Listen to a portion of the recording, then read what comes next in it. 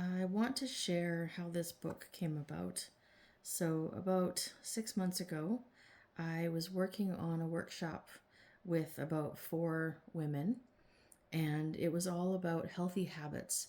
And I started to meet with them once every week on Sunday night, and we would do a new chapter on what was important to us about being healthy. And it was really amazing because what I did was every Sunday before I would meet with these women, I would actually create these exercises and run myself through them first, and then I would present them to them. And what ended up happening was I started to realize that the exercises were actually really powerful, and I and the women were also getting a lot out of it. And I thought, well, what am I going to do with it now? I have to turn it into a book. And so that's how the Rediscover You Journal came to be. And I just want to quickly share, this was what we worked through over the course of the 12 weeks. And what I've heard from people so far about this book is that it's nothing like they've ever done before. It's exercises. It makes you think. It takes you on a journey to really see yourself in a different way. The beautiful thing about doing these kind of exercises is that it allows you to step away and dissociate from yourself, your emotions. It allows you to step away and see things as they really are, as opposed to just sort of the spiral that maybe you've gotten into through going through emotional hurdles and difficult things in our lives. And it asks the really powerful questions to get into what's really going on. This 7 levels deep exercise in particular can be life-changing all on its own. Never mind the other 10 chapters that are in here. I teach you how to make really good decisions based on what you discover through the life wheel exercise and then through the 7 levels deep. And once you learn how to make good decisions, your life becomes so much easier, so much clearer. You know what to say yes to, you know what to say no to.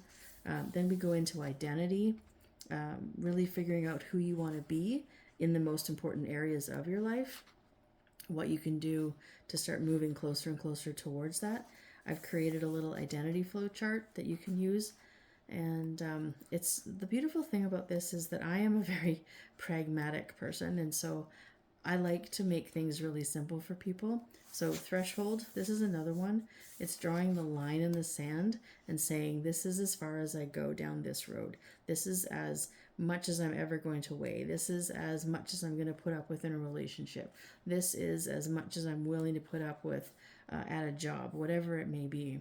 And so we start to discover where that line in the sand is for you in different areas of your life. And once you make a decision like that, I tell you, you really step into your power position when you make that decision. And one of the other things I love is talking about creating intentional ripples. In fact, that's going to be the next book that I come out with. I'm about 3/4 of the way through it now, about how to create intentional ripples in your life to increase your life substantially. So I start talking about how to create those ripples in this book, and then you get to start learning how to create those ripples for yourself. And then there's always, of course, the weekly tracking. And then we're going to challenge you to get a little bit uncomfortable, step out of that comfort zone, do some things that maybe you haven't wanted to do before.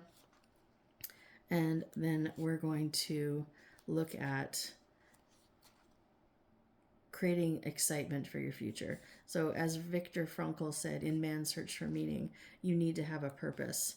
And so creating excitement for your future will allow you to start to see what that purpose may be for you that can completely change the direction of your life, give you your life meaning, give you a reason to get up out of bed. You may not even realize that it's something that's been right there in front of you the whole time.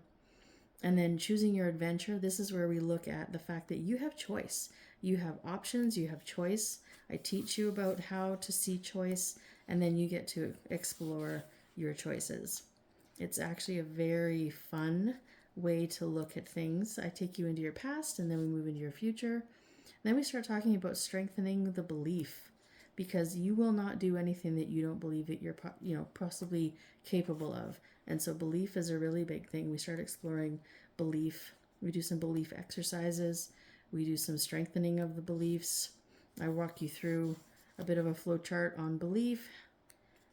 And then we get into week 12, where you walk back through each one of the chapters, each one of the weeks, and you just sort of explore what was going on, how you feel about it now.